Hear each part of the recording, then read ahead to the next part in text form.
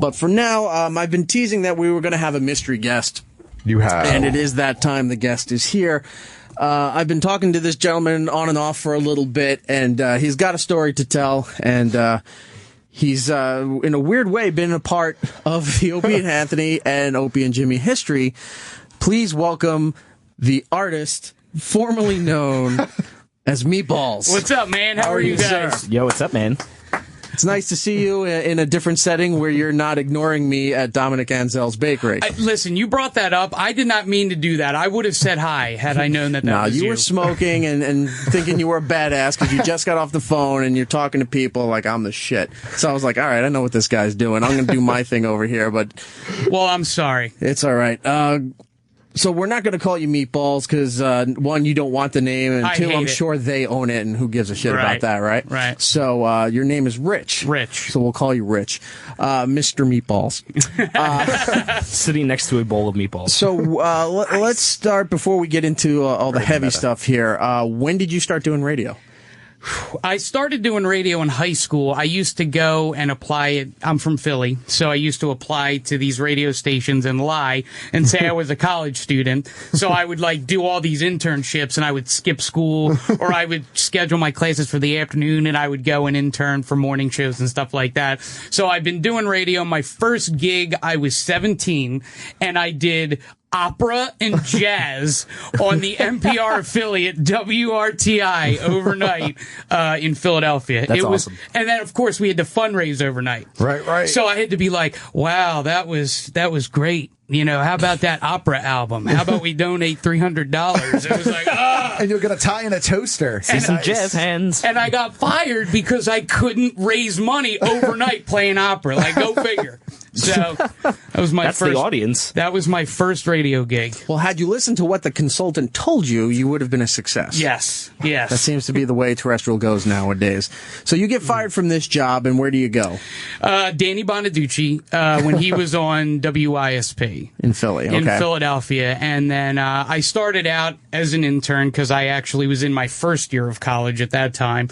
And then, you know, I started doing crazy stuff with him, and Gibbons is the guy, I guess. And then I started, going out and, like I said, interning at all these places, got on CHIO on 96.5 there for a little bit.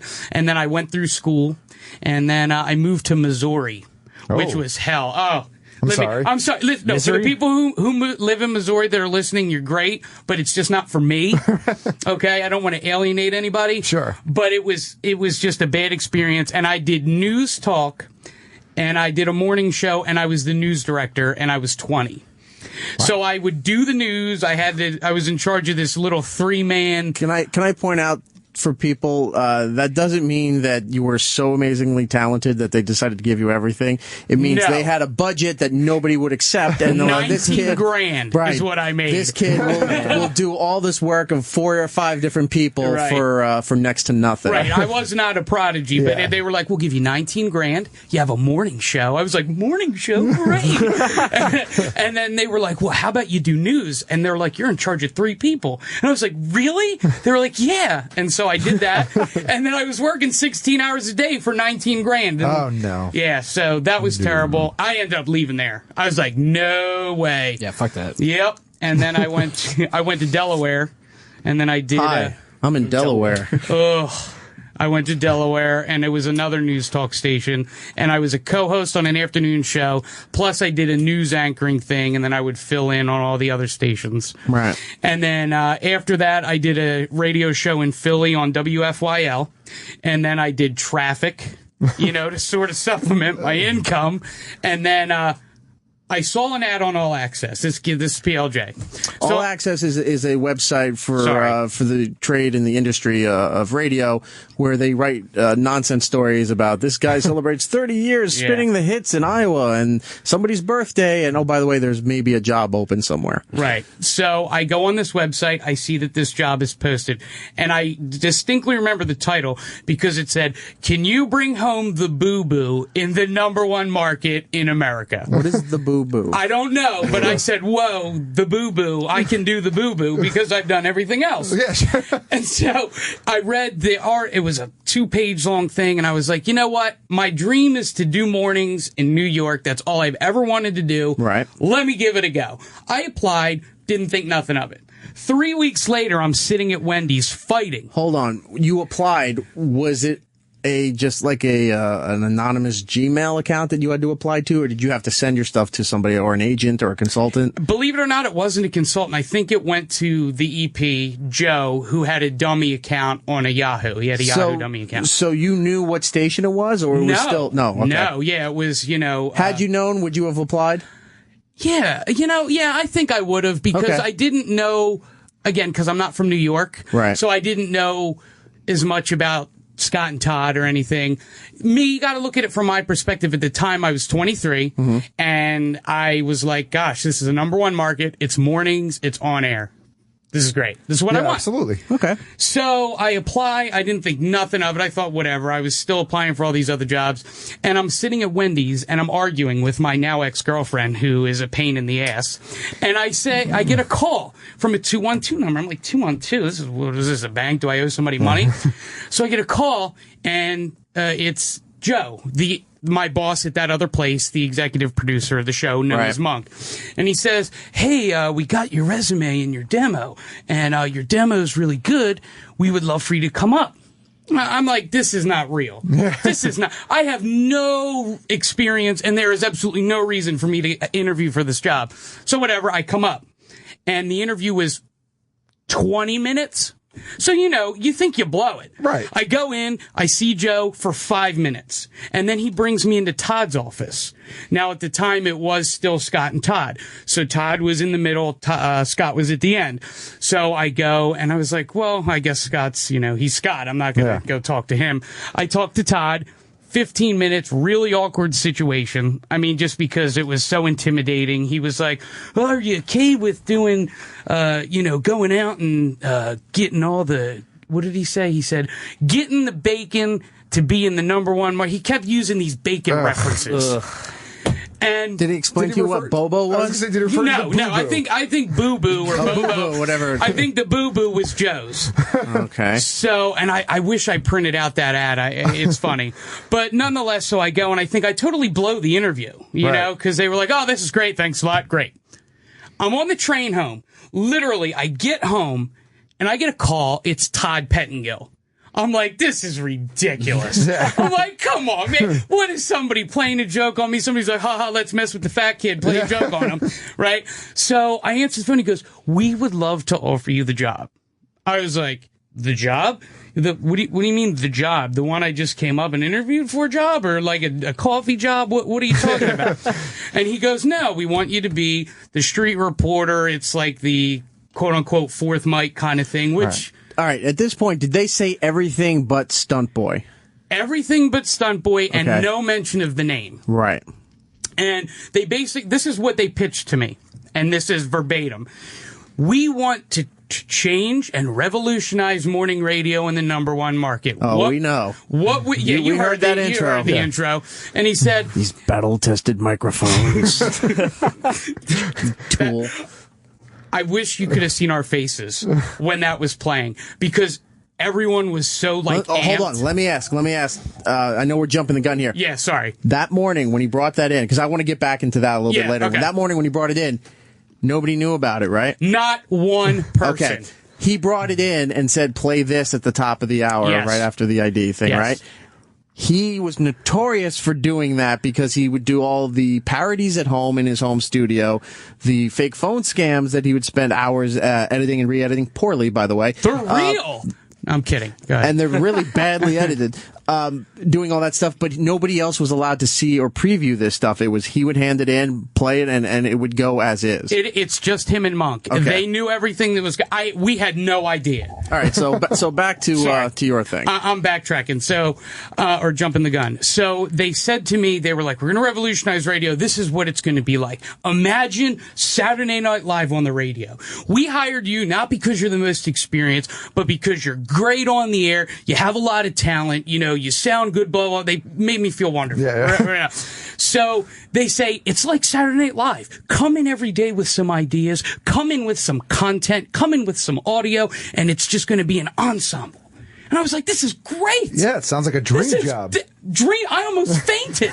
This is what I've been waiting for. I mean, I'm 23. I went from Philadelphia to New York mornings. And oddly right? enough, it was still $19,000. No, I made good money. I mean, they $25,000 It was, yes, it was 20. No. Over 2 years. plus a Metro card. Hey-o. And all the responsibility you can handle. No, I mean, and that's how they sold it to us. Right. And I mean, they were like, this is great. So they. Did you find out at some point, was this the same pitch they gave the other people that they hired? Sort of. Okay, because this is the people that they hired. They hired Annie, right? The girl who I don't know what she does now. By the way, I found some photos of her in a bathing suit. Did you see that? Nice. Annie is hot. I'll Annie's post that on very Twitter hot. in a little bit, but continue. So there's Annie. And she was sort of told that she is that younger female that relates to everybody in the market, that can relate, the girl power. And then Fitz was hired as, you're going to run the board and you're going to do all this stuff. And, so we were all basically sold our dream for what we did. Right. Fitz is really good at production stuff, so he was going to be this. And, I don't know exactly what they were told, so I don't want to speculate for them, but I do know that what we were pitched when we were all together was, this is going to be Saturday Night Live, you all bring in your stuff, and that's what we did at first. Right. And then, That all changed fast. Changed very fast. Okay, so they tell you this. Do you start to get the feeling at some point that they really didn't check out your material, that it was more of this guy, they had a vibe from interviewing you and a look that like this guy could, go out on the street and be a nuisance to people rather than you're good on the air? Well, again, I mean, maybe I would think now that I think when it comes to, what eventually they named me and all that. I mean, if you really listen to I'm not, a Scott Shannon on the air. I mean, I don't have the experience. I don't know, whatever. Thanks. But I mean, I'm not terrible. Right. And so I figured that they really were genuine. They liked what I had to do. They mentioned nothing about, what's the other guy at Z100? Elvis Duran. Yeah, no, the Greg T. the frat boy. They didn't mention anything kind of like that, but I figured maybe that's what I'm going to do. Right. Whatever. I didn't care. I just wanted to be on and do our Saturday Night Live show, So then they stick us at CBS. On 10th Avenue, which is nowhere near where the station is. And it's not part of the same company. Not part of the same company. And we're there for a month and a half. We see nobody. I worked at that office. It's in the middle of nowhere. We're not talked about. We are like in the ground. Nobody at PLJ knows about us. And it was crazy. Right. So I was like starting to, is this really actually happening? At this point, they still haven't gotten everything 100% to kind of push Scott out the door. There was this was, I guess, the Todd Show, maybe. Coming. Right. Hopefully it happens, kind of a thing. And we just kind of pulled audio and came up with ideas, and then Todd would visit us once or twice a week, and then Monk or Cooper or whoever else would come and visit us for an hour a day. And we just kind of were sitting there collecting money, which I was fine with. Sure. But I wanted to, get on the air and start doing stuff. Right. So now you told this one thing, but you're hired. Okay. Okay. You're sitting in the office for about a month. Yeah. All right. And then the debut, was it a month till the announcement that Scott was leaving, or a month till the debut of you guys starting? I mean, are you saying, did I know Scott was leaving? No, I'm saying the month that you were stuck in CBS, was it from when you were hired to Scott leaving, or is it from when you were hired to the debut of the Todd Show? It was actually kind of till a little bit after Scott left, but not quite to the debut of the Todd Show. I was at CBS from maybe the first week of January until the 20th of February. And I distinctly remember the 20th of February because we had 4 days of run-throughs. We ran through the show, did like rehearsals, and then we went live the 24th is when we went live. Okay, so now the debut is coming. Yep. They're on vacation. Scott had left. We had talked to him at this point. Yes. And I don't think he announced when he talked to us that he was going to CBS, but I think we knew. Right. But it wasn't official yet. Everyone thought he was either going to OR or CBS. WOR or CBS was, I think, that where we thought he was going. OR, from everywhere else in the world, it's not in New York. I know this is a very local story, but it translates to, this channel and the Opie and Jimmy show and Opie and Anthony, what have you. WOR was an AM talker in New York. WCBS FM is the classic hit station where Scott is now. So the debut is coming. Right. When did you find out they're naming you Meatballs? I'll never forget. Okay. So we were after our second day of practices. I guess it would have been the 21st of February. We went to lunch. I forget the name of the restaurant. It was like an Irish pub. Right. All right. And we're all sitting there. I get up. I go to the bathroom. It's Todd, Monk, myself, Annie, pretty much all the new hires, and then the program director of WPLJ. And we're all sitting there. I get up, I go to the bathroom, and then there's sort of like this kind of like chuckle between Todd and the Monk and the program director. Yeah. And I look at them, and they were like, should we tell him? Should we tell him? Should we tell him? And I go, tell me what? You got to tell me. Yeah. Well, what, is this a joke? Are we all not hired? And then everybody thought they were talking to them. You know, and I knew they were talking to me because they were looking at me and giving me that smirky look. Yeah, that dirty SOB look. Yeah. Oh, I hate that. I hate you. We're going to make you look stupid. We got something in the works for you to look. So they go, and on top of it all, then they talk about what their dream is for the show again for me. And then they go, and I think that you are Meatballs. And I go, who told you this? Todd. Now, he goes, I think you are Meatballs. And he does this Meatballs thing. And then Joe starts laughing. And it was one of those things where it was really awkward. So pretend, if something really awkward happened and all of us are sort of like, Can I point out this there? He's thinking it's a cute hack radio name.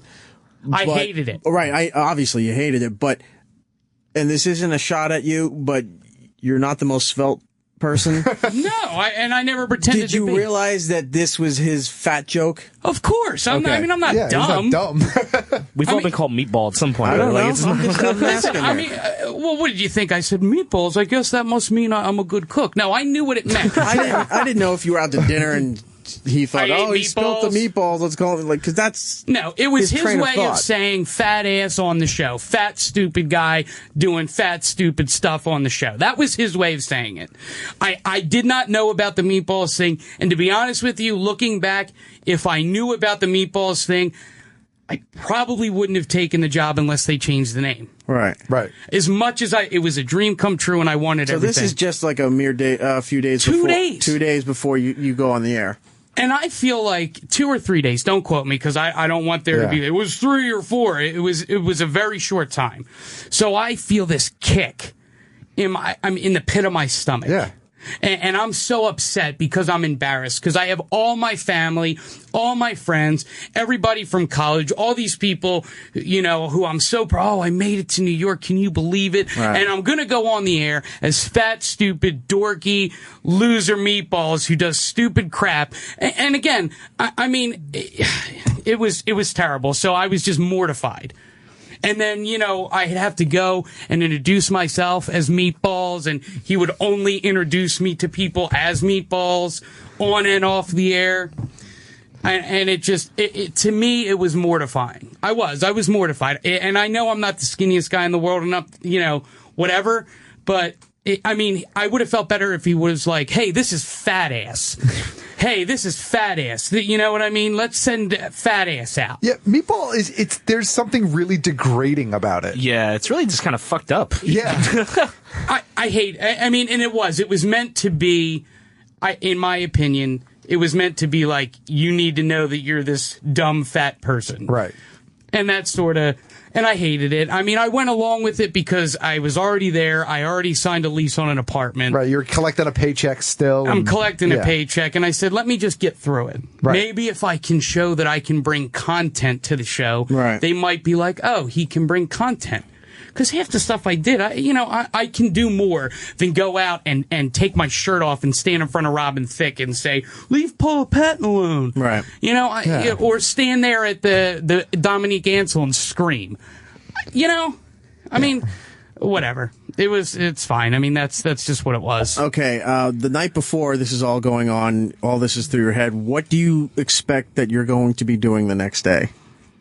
Are you okay? The night after I find before, out I my can't name, imagine that you're sleeping. I mean, this is a great opportunity, despite the the shitty moniker that they're giving you. But you're in New York City and on a station that's been around this city for what 40, 50 years.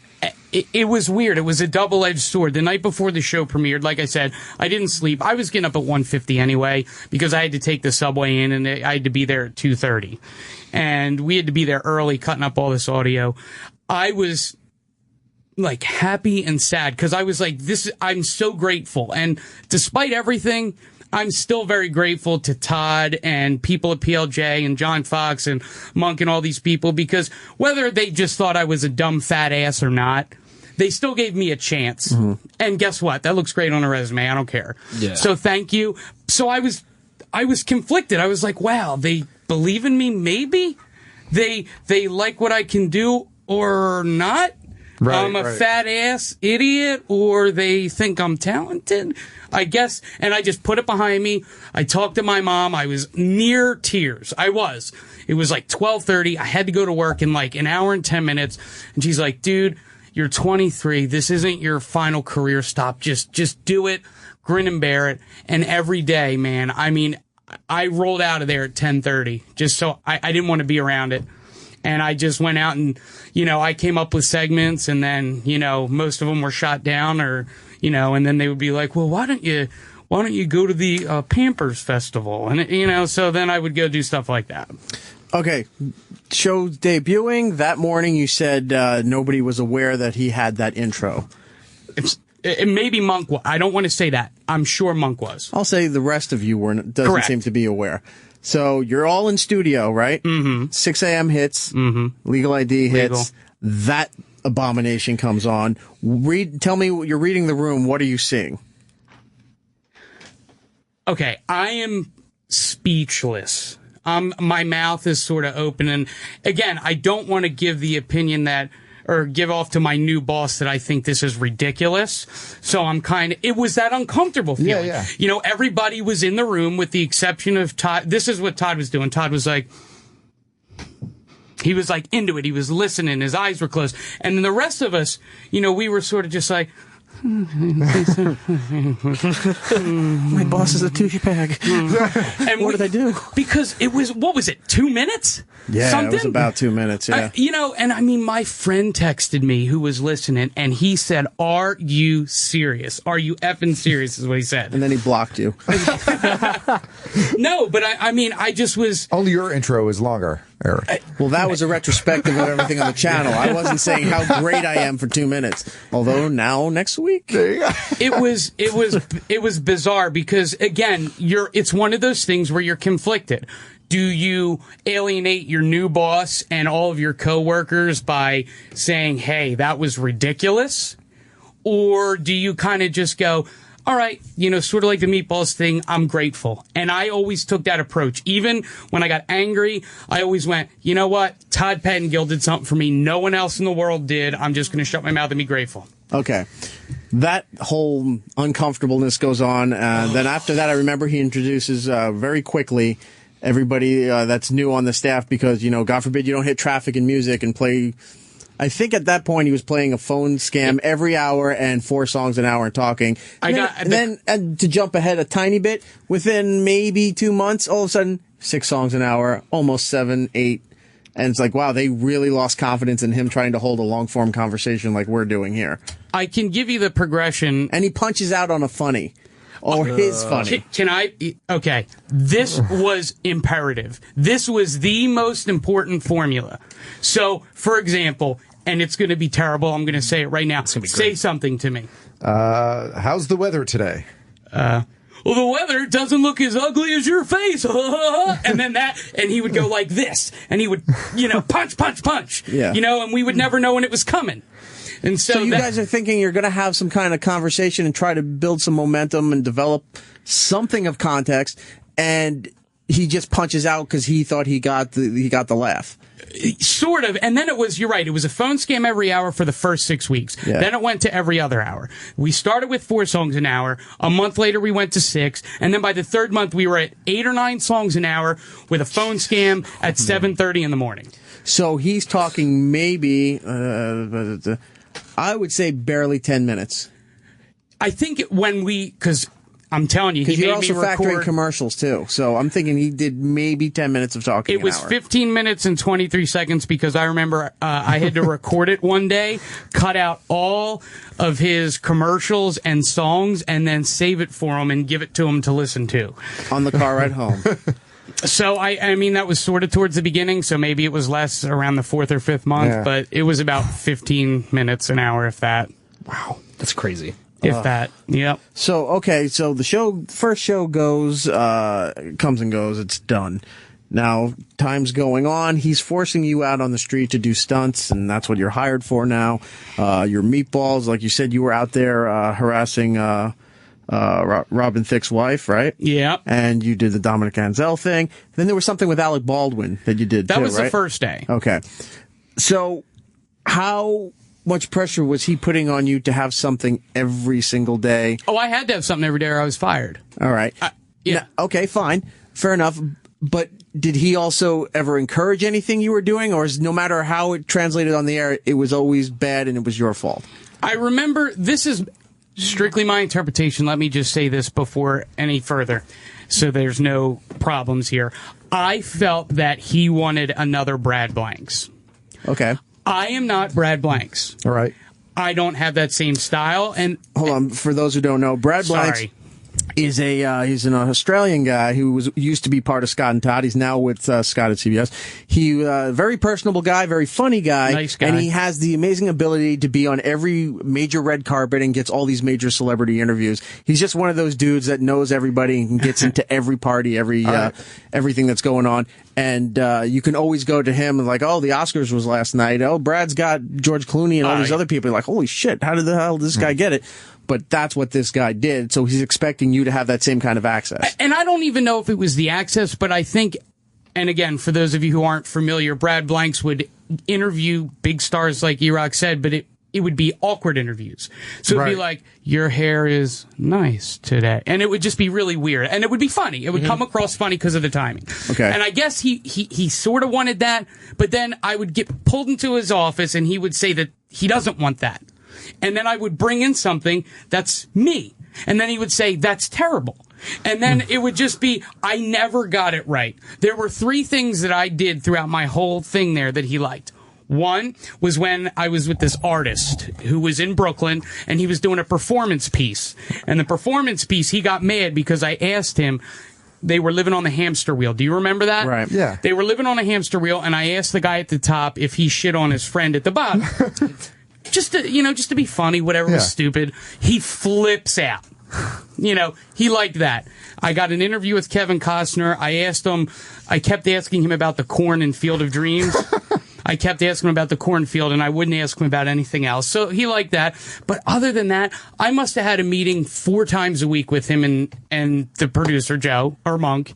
And it just seemed that maybe I just didn't grip, because I'm not Meatballs. Right. I don't think like that. When he says bring me content, I think, okay, if it's Tribeca, I'll go and I'll try to get, Kevin Costner or something. I'll do some funny questions, but I'm not going to, I'm just not that kind of person. I'm not gonna, be like, hey, how you doing with your haircuts? Or, that's just not me. Yeah, you'd rather do like an actual question than a shtick. I can be funny, but I'm just not, I could never get a direct, what do you want? Because he would say, this is what I want. And, I needed to bring in something every single day, fully edited, ready to play. Understandable. And that's fine.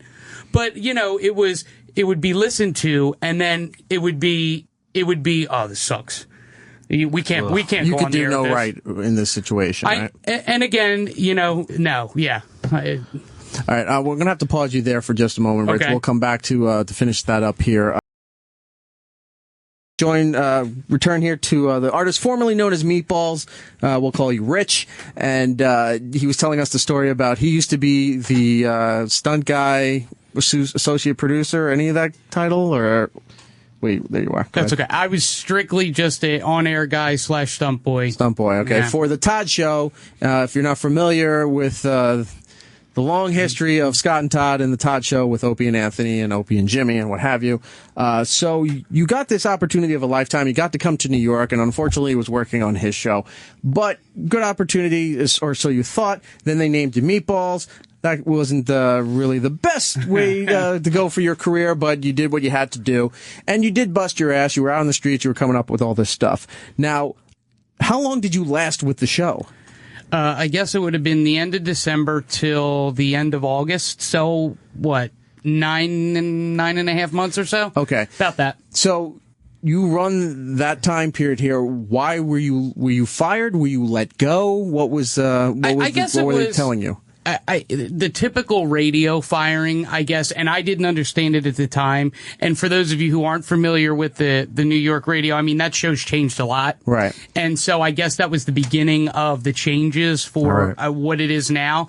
But I guess I'll never forget it, too. I left after the show, and it was actually a show I did a good segment, and I was downstairs, I was smoking a cigarette, I was at Dunkin' Donuts, and I get a call, and I never get a call from the PD. He called me and said, "Hey, can you come back up here for a minute?" I was like, that's weird. I'm either going to get fired or promoted, probably fired. So then I go into, and I'm talking, like the market manager, the vice president of Cumulus, and the PD, and of course, Todd and Joe were not in the meeting. Of course, when they let me go. No blood on their hands.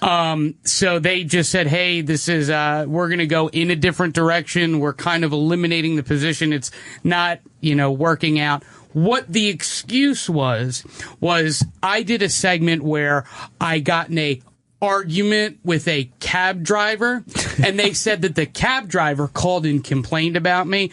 Now, I don't know if the cab driver ever did call and complain about me. I don't think so, because I did get unemployment. So I think that was just get out. They knew I wasn't going to argue with them or anything like that. Right, just an excuse. But when I walk out of the building with a lease still for another couple months at, over $1,000 a month and no job. So not even a payoff thing, like a severance package? I got a little severance, but nothing, I paid 2 months of rent, and then luckily my landlord was being real cool, understood, and listened to the show, and was like, "Dude, it's fine. Just give me 2 months rent," which... So they blamed it that there was a complaint, that's why you were let go. I guess on paper, that's what, if you look at it, that's what it is, but they said something about the direction. So whether it was the cab driver, but I know it wasn't the cab driver because... You're there, you're behind the scenes. What did you think it was as you were there for like 9 months? You saw that this thing was not working out.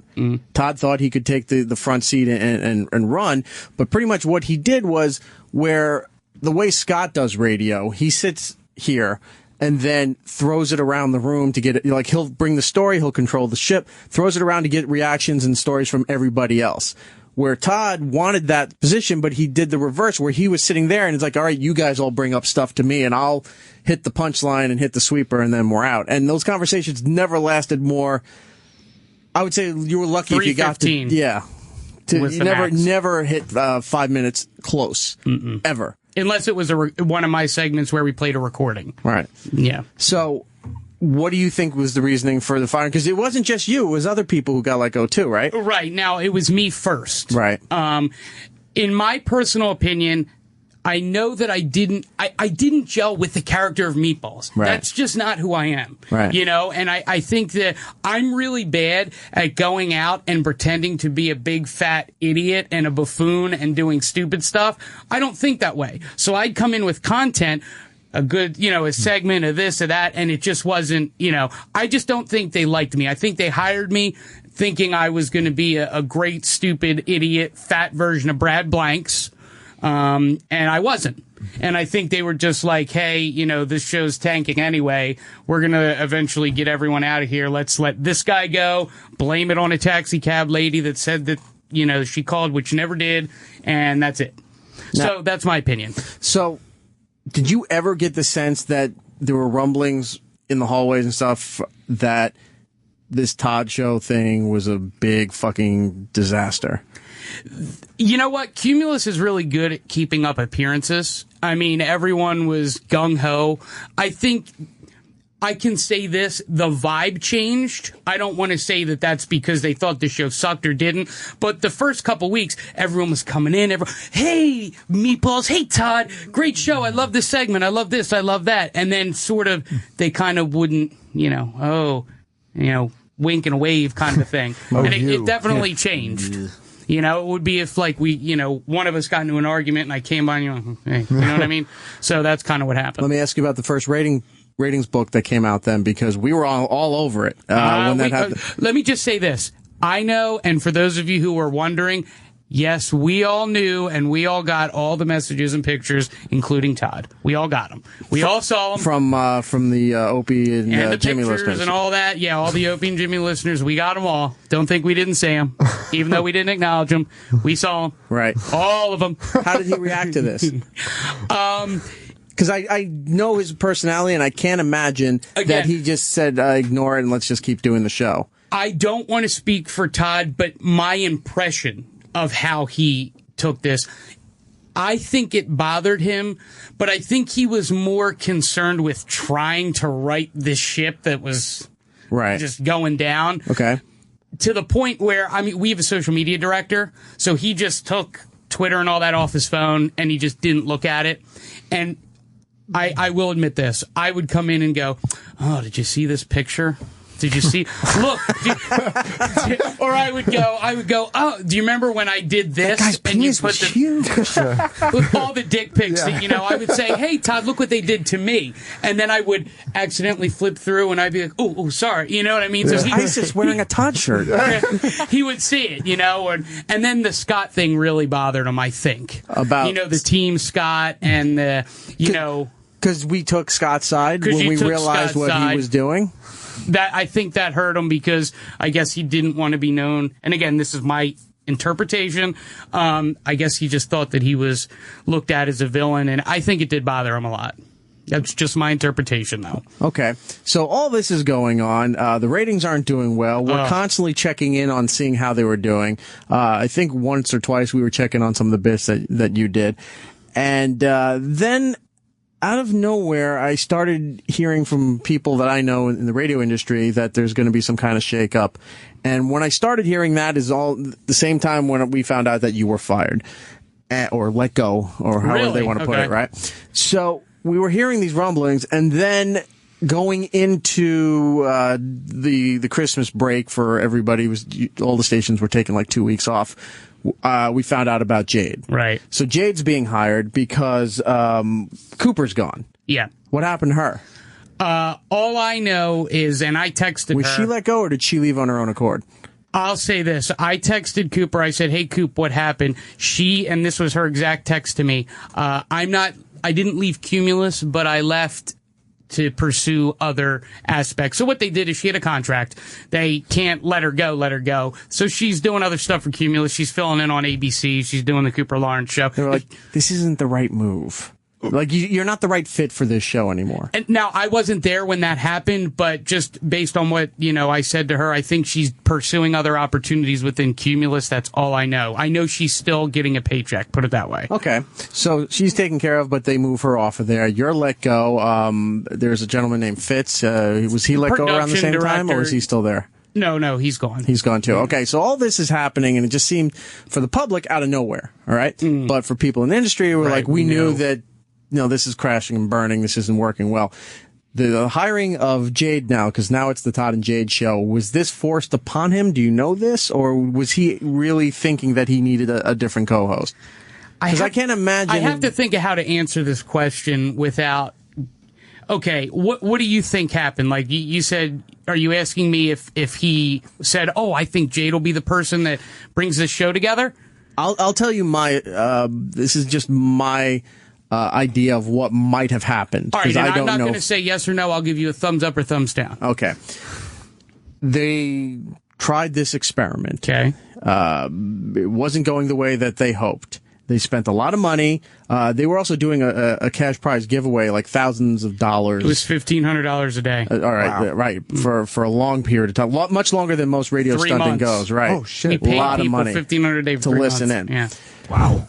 This isn't going the way More than they were paying you. Yes, it was. It was. Yeah, it was. You should have been calling in.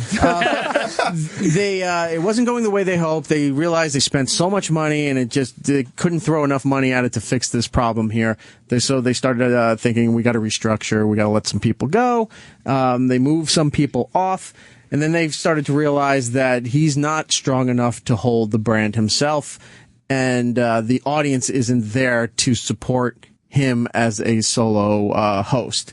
As Scott and Todd, they were around for 20 plus years, and even though the ratings would fluctuate depending, They were 10, solid 10. Right there, they billed enormously. That's why they never were taken off the air, because they brought in so much money that it didn't matter where the ratings were. They were very bankable, and they got everything. And all the sponsors that most radio shows and radio stations don't get, like they had McDonald's, they had Disney, all the what do they call, blue chip stocks and stuff like that, Coca-Cola, they had that. And that was a very unique situation. He couldn't hold that. The company, I'm thinking, started to realize, we tried, this isn't working, we don't see him being here for the long run. Let's try to merge somebody else into this show here to try to give it one last chance of life. And if it doesn't work, maybe the other person coming in will be the person we switch to. This is my thought, and again, this is not from anyone at PLJ or anyone that I know there.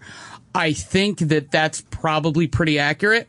I think that, and I know, Todd is a great number 2. Todd. He is a big number 2. Todd has talent. I mean, you don't stay in New York, whether you like him or not. He's been in New York for 25 years. That's hard. Believe me, it's hard. He just, in my opinion, this is just me, I don't think he ever was built to be a host. And I think that what he envisioned was this thing where we all said, hey, Todd, so did you hear about this guy who, got this hat and he lit it on fire and did this? And then he would say something funny and we would be out. And that's sort of what he did with Scott. Scott did the thing, steered the ship, and he kind of just said something funny every once in a while.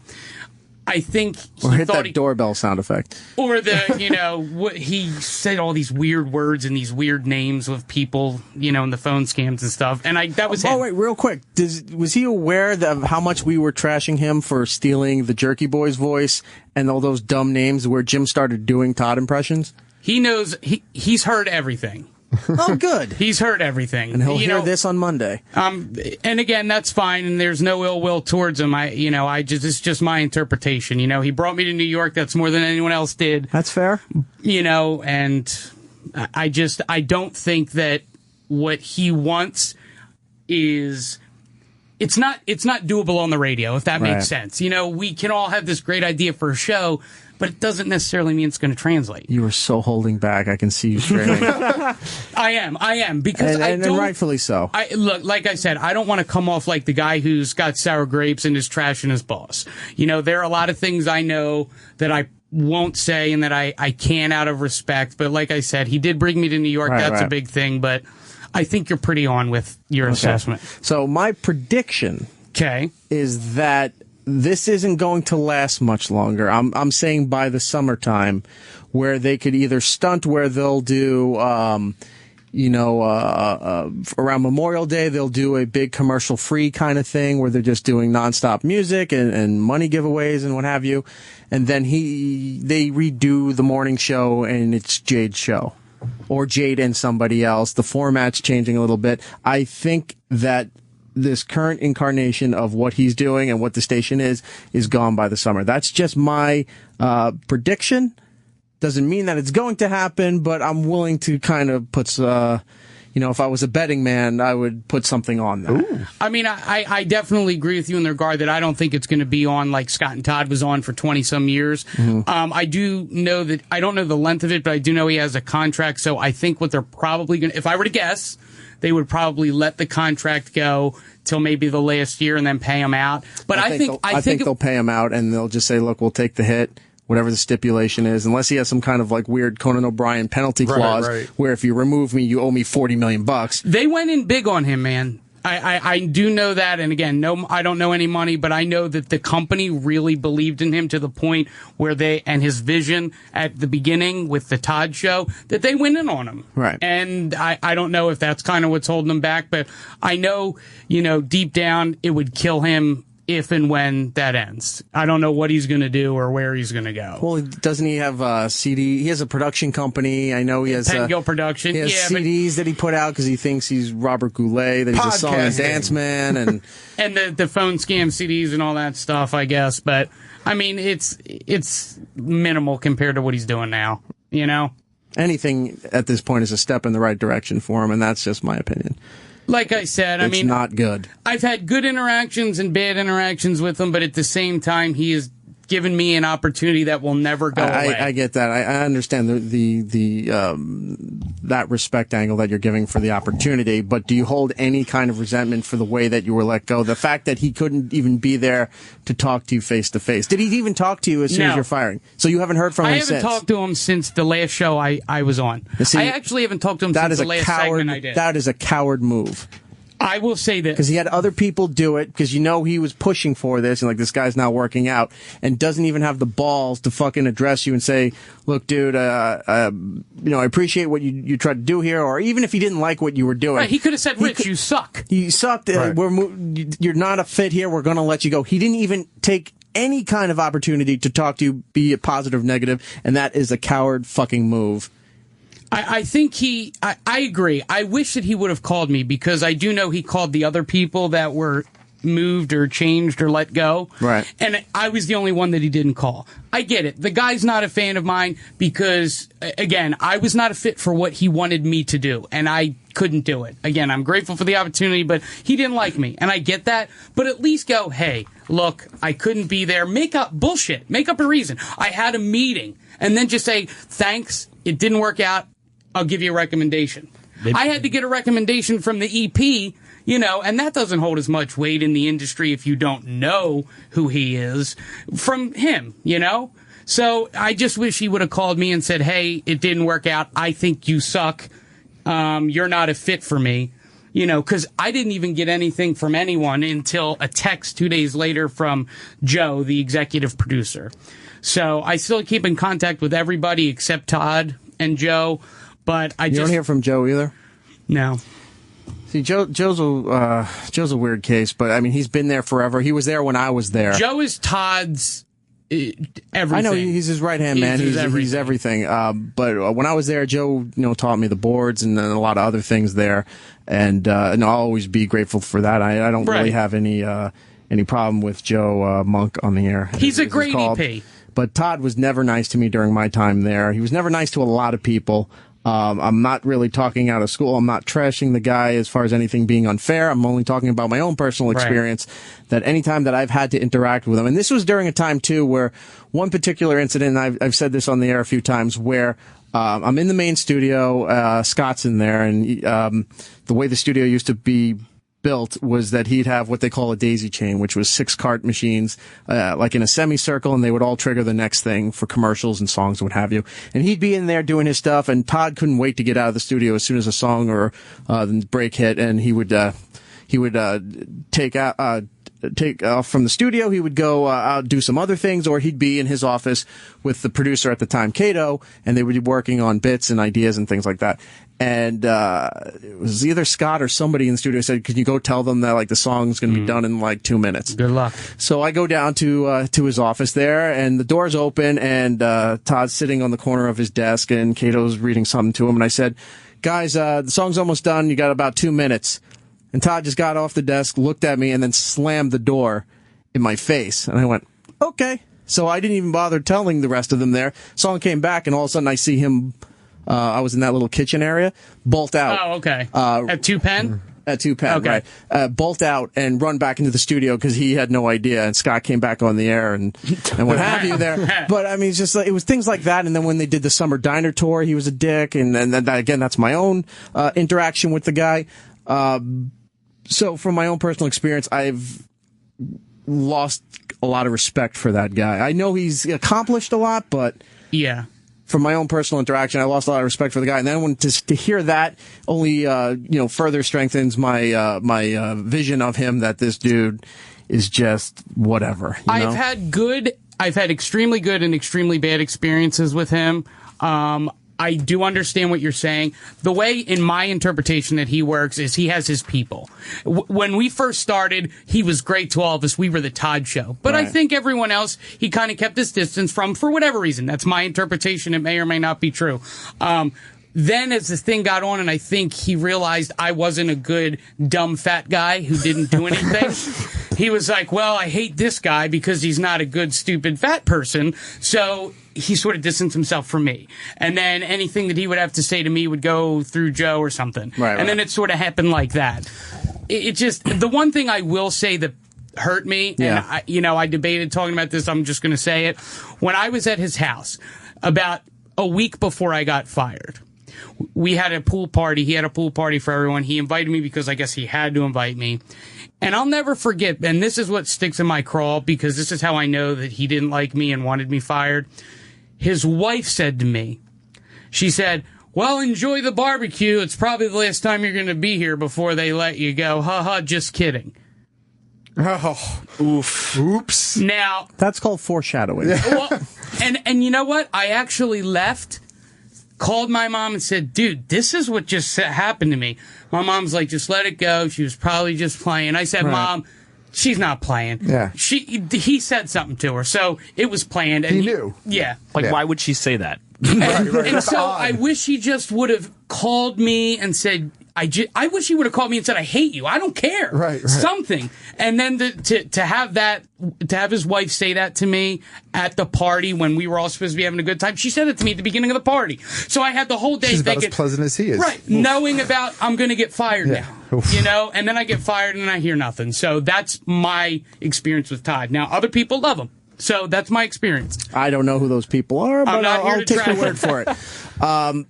We're running out of time here. Rich, thank you for coming on the show here. I'm sure there's a lot of other stuff we could have went into here, and to the listening audience, this is not something that we normally do on this program. This is just something from my own curiosity and being a radiophile and all that, and hopefully you got to understand and maybe enjoy some behind-the-scenes things on how this industry works. And it's not all that it's cracked up to be at sometimes. Sure. A lot of times it's the greatest thing that could ever happen to your life. Mm-hmm. But thank you for telling me your story as much as you could about the whole Meatballs dilemma. You have another gig now? Are you looking or what? No, I mean, I'm still looking. I got an email from a couple consultants, so I had to turn down a couple jobs, but I'm still looking. I guess I have the high hope that one day I'll get back to New York, but I doubt it. Where are you on Twitter? What's your address? It's Rich McClain 929. Spell McClain for everybody. MCCLAIN 929. All one word. Rich McClain 929. Okay, so if you want to talk to the artist formerly known as Meatballs, real name Rich, you can reach him out there on Twitter and say hi and what have you. I'm sure he has other people. I'm seeing Twitter here. People are asking everything between his personal life, which we're not going to get into. Then somebody's asking what kind of cologne Todd wears. Why? I don't know why that's important.